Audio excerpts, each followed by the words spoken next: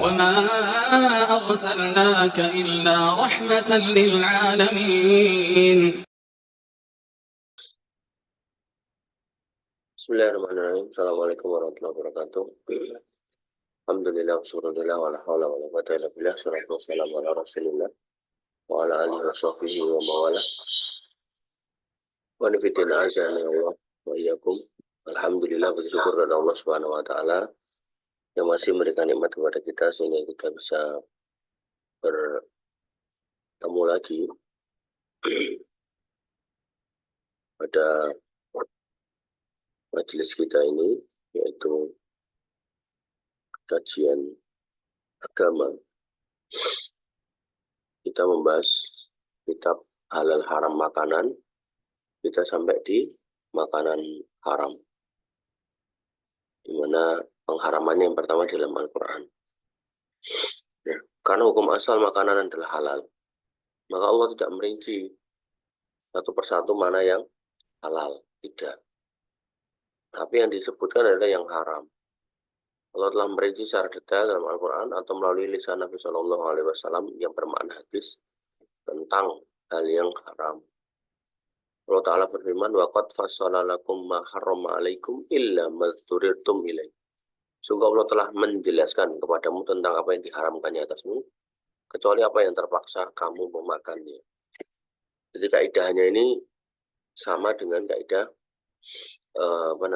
muamalah. Jadi karena yang dihalalkan lebih banyak daripada yang diharamkan, maka yang dijelaskan yang haramnya, bukan yang halalnya. Dari balik-balik, nanti ibadah terbalik. Ibadah itu jumlah yang dilakukan itu enggak banyak gitu, sehingga yang dijelaskan yang diperintahkan. Ya, sehingga memahami hal seperti ini penting banget itu. Karena nanti orang kebalik-balik itu. Jika mau melakukan ritual ibadah ditanya dalil, marah-marah. Padahal ya kaidahnya enggak gitu. Kaidahnya emang kayak gitu. Kaidahnya kalau kita mau beribadah tetap harus ada dalilnya. Kalau kita mau muamalah, ya ini nabrak larangan ya. Penjelasan terperinci tentang makanan haram dapat kita temukan dalam Al-Quran surat Al-Maidah ayat 3. Horimat alaikumul maidah, diharamkan buat kamu bangkai, wadam, darah, walahmal hinjir, dan daging babi, wama uhilla li ghairillah bih, dan yang disembelih atas nama selain Allah. Artinya barang-barang yang dijadikan sesajin, wal munkhaniqatu, dan yang tercekek itu. Kadang ada kambing, ada ayam, mungkin salah jalan sampai tergantung di celah-celah pohon atau apa sampai mati gitu. Wal mauqudatu, yang terpukul, wal mutaradiyatu, kemudian yang jatuh, kemudian wan natihatu, yang ditanduk. Pokoknya ini yang tidak karena disembelih nih, ya, tercekek, terpukul, terjatuh, jatuh dari ketinggian mati, kemudian ditanduk, termasuk apa, tertabrak. Nah, tertanduk ini bisa masuk kategori tertabrak mati. Wa ma akala sabu'u illa ma dzakaitum, yang tertikam binatang, siba, ini sama dari siba, binatang buas itu. Illa ma dzakaitum, kecuali yang sempat kamu sembelih. Bisa terkam harimau atau terkam buaya, masih bisa diselamatkan untuk dipotong lehernya, potong. Ya. Maka ini adalah satu ayat ya menunjukkan apa-apa aja yang diharamkan. Ya, ketika konteksnya adalah bangkai, jelas semua binatang yang halal kalau jadi bangkai haram. Darah juga jelas, darahnya binatang halal juga haram, apalagi darahnya binatang haram gitu kan. Babi jelas itu binatangnya yang haram, babinya. Kemudian yang ini adalah semua binatang yang sifatnya halal, tapi kemudian karena sebab tercekik, terpukul, terjatuh, tertanduk, tertikam gitu, tapi nggak sempat disembelih ya, semua haram gitu. Termasuk yang jadikan sajen itu. Jadi kalau kamu dibawain sama keluargamu, naudzubillah gitu, sajen gitu, tapi ayam, ya tetap haram gitu. Nggak bisa kemudian halal. Zatnya halal ayamnya, tapi karena ini barang sesajian maka haram. Ya, oleh karena itu maka kalau di kultur Cina itu barang persembahan. bawakan buah-buahan tapi dari kelenteng itu haram. Terus gimana kalau kita dapat ini? Ya, kasihkan aja ke orang yang susah gitu. Karena apa namanya? Orang-orang yang dalam kondisi kesusahan itu ada rukhsah, ada keringanan. Siapa itu ya? Orang-orang fakir miskin, silakan. Nah, tapi saya juga sefakir miskin ya, udah makan aja kalau. Tapi kalau kita bukan fakir miskin gitu kan, kasihkan kepada mereka.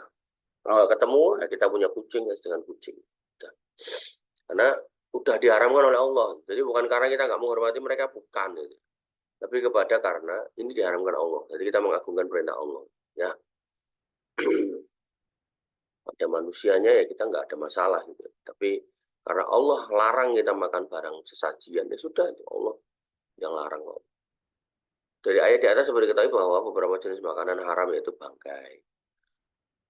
Yaitu yang mati bukan dengan cara syar'i, baik mati sendiri atau sebab anak Adam, tapi tanpa diketahui, tanpa melalui cara yang syar'i. Hukumnya jelas haram berdasarkan Al-Quran, hadis dan ijma. Dan bahaya yang ditimbulkan bagi agama dan badan manusia sangat banyak. Sebab pada bangkai terdapat darah yang mengendap sehingga mengandung racun bakteri dan ini sangat berbahaya bagi kesehatan.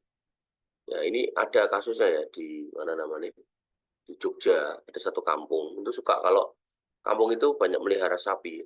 Sapinya kalau mati itu apa namanya tetangga-tetangganya patungan untuk bayari sapi itu. Niatnya baik untuk kemudian meringankan kesedihan dari yang punya sapi karena naik sapi mati itu kan jutaan hilang. Nah, akhirnya apa? Setelah dibeli, potong-potong dibagikan, dimakan. Dari rasa ya sama rasanya mungkin. Wallahu alam saya nggak pernah makan bangkai sapi. Mungkin sama. Tapi yang menarik apa? Ternyata binatang kalau sudah mati itu potensi penyakit-penyakit itu muncul. Nah, yang terjadi di Jogja itu adalah virus antrak. Ya, virus yang bisa mematikan manusia. Akhirnya salah satu atau beberapa orang itu mati gitu, di kampung itu karena memakan bangkai sapi. Ya, oleh karena itu yang harus kita pahami adalah syariat itu hadir untuk melindungi kita, bukan untuk merugikan kita. Nggak ada. Kalau emang udah jadi bangkai, itu ya sudah gitu loh. Relakan gitu. Jangan kemudian uh, diperjualbelikan. Nah, katanya pengen melindungi kita gitu kan supaya kemudian kita nggak rugi ya kita jual. Ya enggak gitu. Justru itu cobaan dari Allah Subhanahu wa taala kalau kita sabar pahala besar. Kita relakan dikubur selesai gitu. Tapi kalau kemudian kita langgar itu larangan, yang ada adalah mafsadat besar dan mati benar itu orang kena antrak. Nah, oleh karena itu maka harusnya kita tuh bersyukur ya punya syariat yang sedemikian bagus. Kemudian bangkai ada beberapa macam yaitu al-munkhaniqah yang mati tercekik, nah, baik sengaja atau nggak sengaja. Punya ayam, kamu cekik lehernya mati, haram. Ya. Sehingga tercekik di sini nggak harus sesuatu yang tidak sengaja ya. Misal kecepit pintu itu nggak harus gitu, tapi lebih kepada kalaupun disengaja untuk dicekik terus mati yaitu haram. Kemudian al-mauqudah yaitu mati terpukul benda keras, termasuk tadi saya contohkan tabrak mobil, motor. Di sini malah tambahi kesetrum listrik. Karena ada tuh kambing-kambing kurang kerjaan gitu kan, yang dia istilahnya dekat-dekat ke tiang-tiang listrik malah kesetrum, mati di sebelahnya misalnya gitu. Mati sebelahnya kosong setrum, kita bawa pulang, kita makan, ini haram. Kemudian yang ketiga, al-mutarodiyah, mati karena jatuh dari tempat ketinggian. Atau jatuh ke sumur, ayam terbang ke sumur, masuk mati. Haram. Kemudian an-natihah, yang mati ditanduk oleh hewan lain. Termasuk tadi ketabrak juga bisa masuk di sini. Termasuk yang dihukumi sebagai bangkai pula adalah potongan tubuh binatang yang masih hidup. Nah, seperti ekor kambing, bunuh unta, telinga sapi, dan sebagainya. Kambingnya hidup, gitu kan. Tapi ekornya dipotong. Ekornya langsung dimasak, ekornya doang. Nggak boleh ya. Dipisahkan anggota badannya dari tubuhnya, itu bagian dari bangkai. Maka untuk kemudian biar nggak jadi bangkai gimana? Potong dulu lehernya. Bukan langsung dipotong anggota badannya. Nah, tapi kan aku butuhnya cuma ekornya doang. Ya nggak bisa juga kayak gitu. Jadi nggak bisa kemudian kalau kita butuh ngesop buntut sapi, itu buntutnya kita potong, itu nggak bisa. Wallahu ta'ala alam. Kemudian Nabi SAW bersabda an Abi Waqidin Al-Lais, dari Abi Waqid Al-Lais radhiyallahu an, beliau berkata, qadima Nabi sallallahu alaihi wasallam al-Madinah. Nabi pernah mendatangi kota Madinah, wa biha nasun ya'miduna ila aliyati ghanami wa asnimatil ibil. Sana ada manusia yang suka dengan ekor kambing dan punuk unta. Kemudian apa? Fayahubbunaha, sangat mencintainya. Kemudian dia memotong si ekor dan punuknya tadi. Kejem kalau kita sekarang bayangin kejem, tapi ketika itu sudah jadi kultur masyarakat, dimaklumi satu masyarakat, dianggap sebagai urf. Gak apa-apa biasa nih kini Mas, punuk sapi dipotong terus digoreng atau di soto atau di apalah, digulai. Karena dia merasa masih butuh sapinya, dia nggak butuh untuk memotong semuanya, butuh punuk itu. Mungkin berharap punuk itu tukul potong mana. Waqala Rasulullah SAW, maka Nabi SAW kemudian bersabda, Makuti aminal bahimati wahiyya hayyatun wahiyya maitah. Tidaklah yang dipotong dari binatang ternak dalam kondisi hidup, maka itu adalah bangkai. Itu termasuk bangkai ya.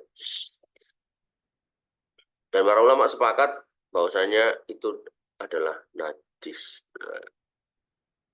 Sementara itu kaidahnya suatu yang najis hukumnya haram. Artinya kan disifati bangkai maka najis. Pengecualian. Bangkai haram hukumnya, namun demikian ada yang dikecualikan, yaitu bangkai ikan dan belalang. Jadi hukum asal bangkai haram, ya, kecuali bangkai ikan dan belalang. Berdasarkan hadis an Abdillah bin Umar radhiyallahu anhu, dari Abdillah bin Umar radhiyallahu anhu, uhillat lana maitatani. Telah dihalalkan buat kami dua bangkai, dua damani dan dua darah. Amal maitatani, maka dua bangkai itu adalah wal khutu wal jarot, ikan dan belalang. Jadi kalau nemu belalang mati, kamu goreng boleh. Atau nemu ikan mati, kamu bawa pulang boleh. Tapi saran saya, jangan dalam kondisi busuk. Ikannya mati tapi udah busuk, bau gitu kan, jangan. Kalau cuma mati nggak apa-apa, tapi kalau busuk jangan. Wa amat damani, dan ada pun dua darah, yang dimaksud di sini adalah apa? Fal kabid watihal. Kabid ini apa namanya? Hati. Watihal itu limpa. Ya. Jadi itu limpo lah, tau lah limpo ya. Limpo tuh ya bisa dibilang kayak paru-paru, limpa, dekat-dekat situ lah. Organ-organ itu, termasuk di dalamnya jantung. Jantung itu enggak otot ya, yang digunakan untuk pompa. Rasulullah SAW pernah bertanya tentang air laut, maka beliau mengatakan buat tohuru ma'uhu al-hillu maitah. Suci airnya dan kemudian apa namanya? Halal bangkainya. Nah, sehingga ulama berselisih pendapat di sini, apakah semua bangkai yang di laut itu halal? Karena ada binatang-binatang gede tuh kayak anjing laut, kayak macam-macam. Si Albani berkata dalam hadis terdapat faedah penting, yaitu halalnya setiap bangkai hewan laut sekalipun terapung di atas air. Jadi kalau kamu nemu ikan mati boleh dimakan. Tapi saran saya kalau sudah busuk jangan. Ya nggak enak lah, rasanya aja nggak enak. Alangkah bagus apa diriwayatkan oleh Ibnu Umar, tatkala beliau ditanya apakah saya boleh memakan sesuatu yang terapung di atas air. Beliau menjawab sesungguhnya yang terapung termasuk bangkainya. Sedangkan Rasulullah SAW bersabda laut itu suci air dan halal bangkainya. Ada berarti tentang larangan makan sesuatu yang terapung di atas laut tidak sahih. Artinya yang sahih adalah malah yang menghalalkan. Ya, berdasarkan keumuman hadis ini, itu maka binatang-binatang laut itu halal semuanya, termasuk anjing laut, singa laut dan seterusnya. Tentu nanti akan ada khilaf ulama dalam hal ini, tapi secara umum atau kita kalau kembali ke sini boleh. Nah, tapi kalau kita khususkan lagi, kita naikkan ke atas ini wal khut, berarti ini ikan. Yang lebih ke arah ikan-ikanan. Jadi bangkai di sini hilul maitah itu lebih ke arah ikan-ikanan. Ini ya ini nanti akan ada perbedaan pendapat terkait ini. Jadi saya lebih condong nyari yang aman gitu. Karena di sini lebih khusus daripada ini loh. Ini kan maitah itu bangkai semuanya gitu kan. Nah di sini lebih khusus yaitu ikan. Maka ya bangkai dimaksud adalah bangkai ikan, bukan anjing laut, bukan buaya, bukan macam-macam. Ya, wallahu taala.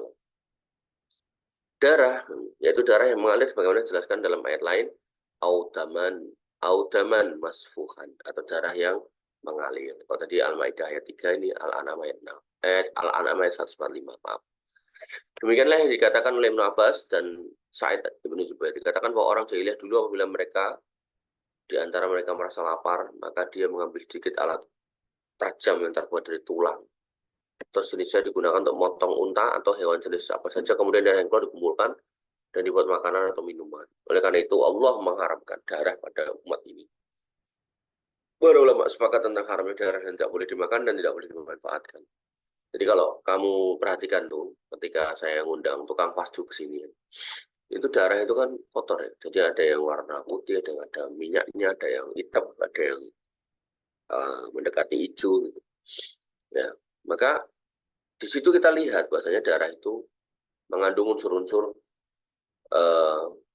kotoran dari tubuh kita karena mengekstrak sari-sari makanan yang masuk ke dalam diri kita.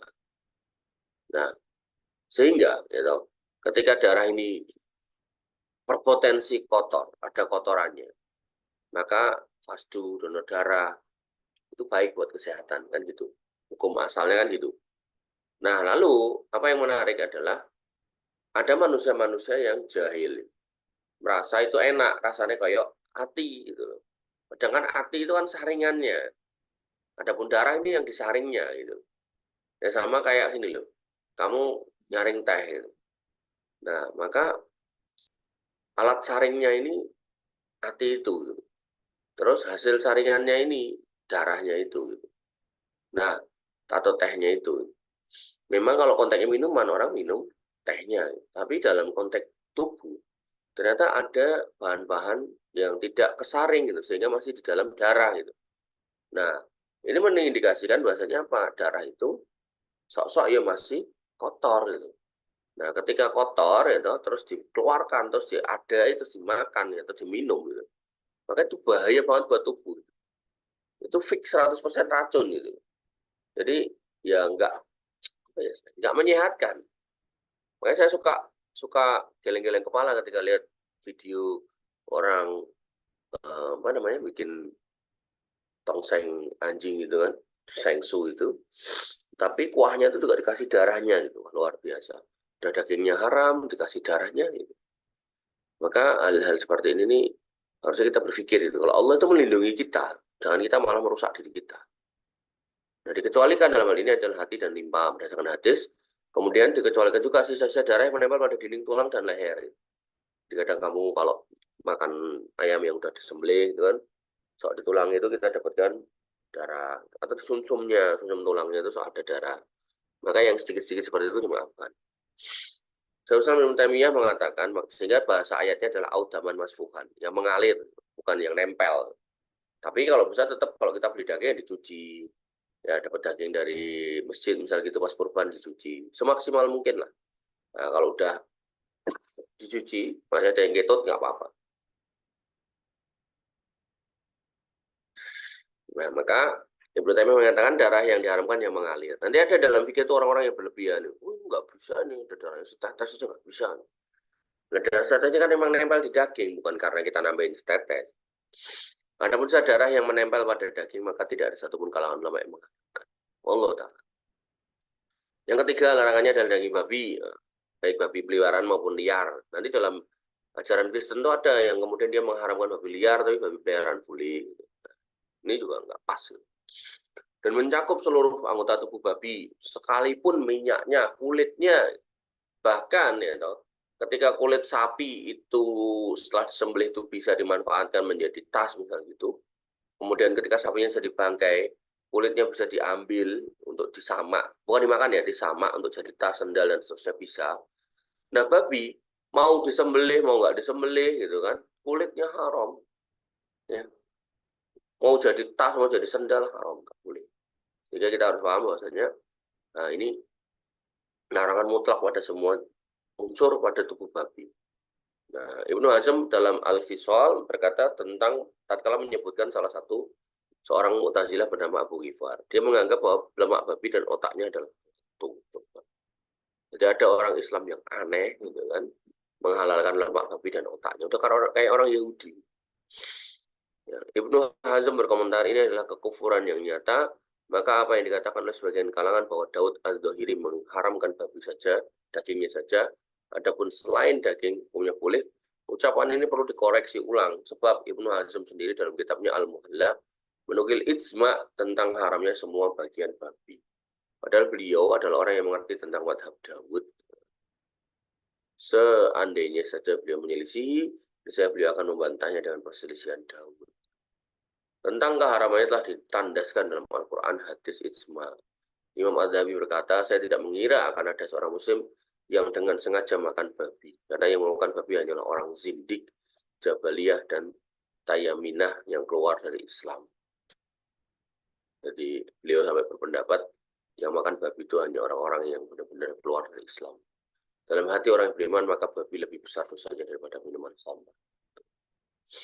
Hikmah pengharaman babi yang pertama, babi adalah hewan yang sangat menjijikkan. Makanan kesukaan hewan ini adalah barang najis dan kotor.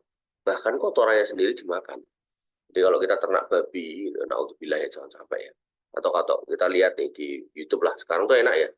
Kita kalau pengen tahu sesuatu itu tinggal nyari aja gitu di internet, nggak usah kemudian mempraktekkan. Itu kalau telat kasih makan, itu kotorannya sendiri dimakan. Gitu. Dan hampir-hampir nggak ada binatang yang makan kotorannya sendiri. Ada sih saya pernah lihat selain babi, tapi itu bukan rutin ya. Kayak gajah itu. Gajah itu juga makan kotorannya sendiri karena dia kesulitan mencerna makanan, kan dia suka makan kayu-kayuan. Nah, sedangkan di kotoran kan ada bakterinya tuh. Dan dia makan kotorannya, itu dalam rangka untuk nambah bakteri di perutnya. Tapi nggak setiap saat itu, sekali-sekali gitu. Ya, gajah.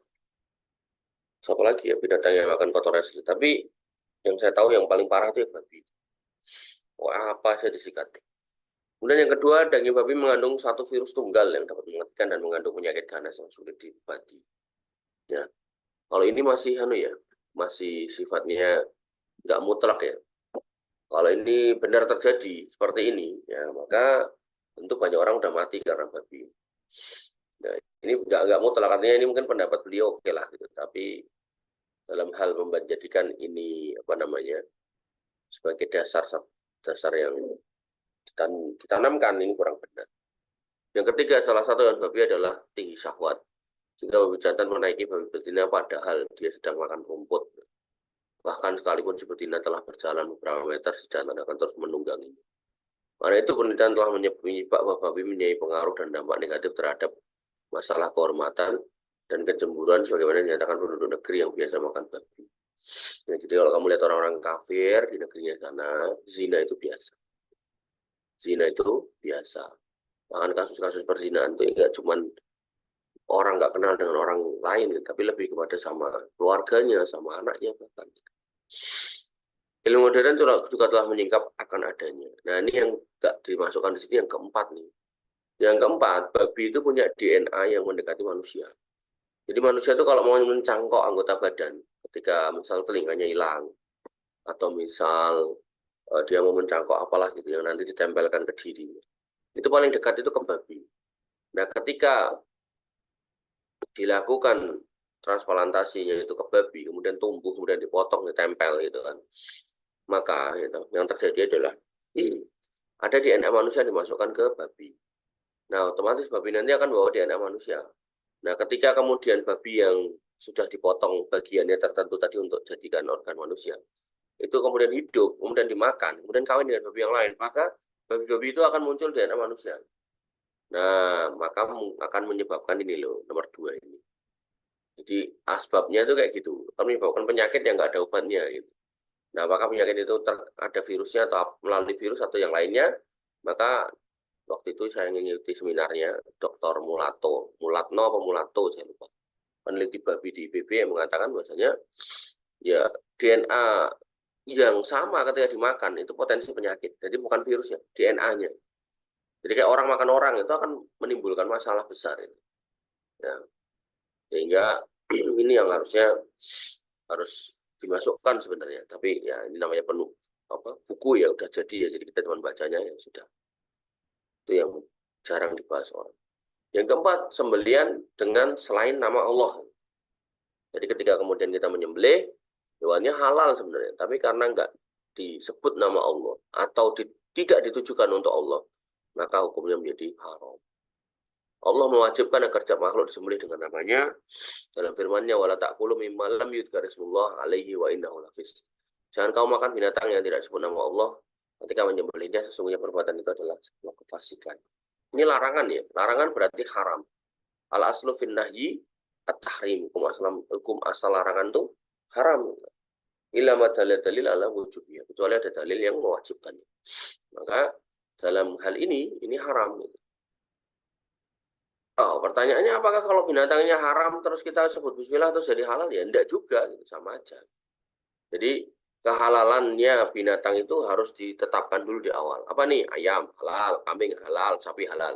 Kemudian sembelih. Nah, kemudian sebut nama Allah, halal baru.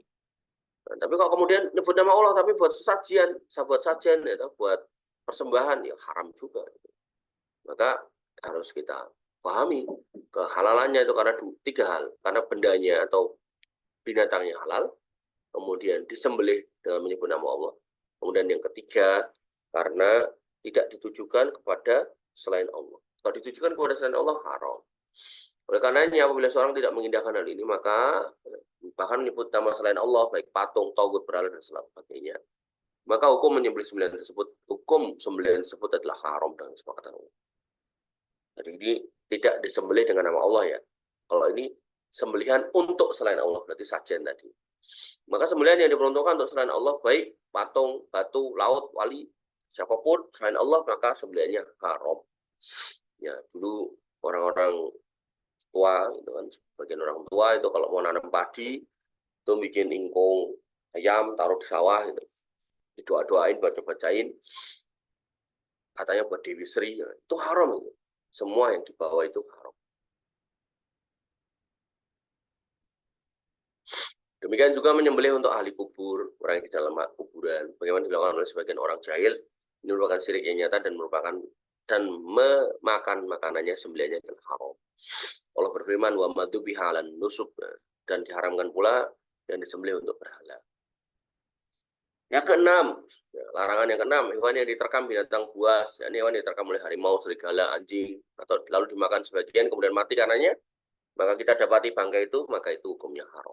Sekalipun darahnya mengalir dan bagian lehernya yang kena. Jadi misal harimau itu kan suka kalau merekam mangsa itu di leher biar cepat mati. Misal ketahuan sama kita dia lari toh, itu ditinggal toh, ternyata udah mati tuh, darahnya ngalir tuh kayak kesebelik. Maka kita dapati itu udah mati ya haram. Oh, kita dapat masih hidup, kita sempat menyembelih ya, sembelih gitu. Begitu udah sembelih, insya Allah itu halal. Ya. Maka orang-orang jahiliyah dulu biasa makan hewan yang diterkam oleh binatang buas, baik kambing, unta, sapi, dan seterusnya. Maka Allah mengharamkan hal itu bagi kaum muslimin. Jadi, zaman dulu itu suka digembalakan. Dan ketika menggembalakan di padang yang luas, yang mana ada potensi serigala liar.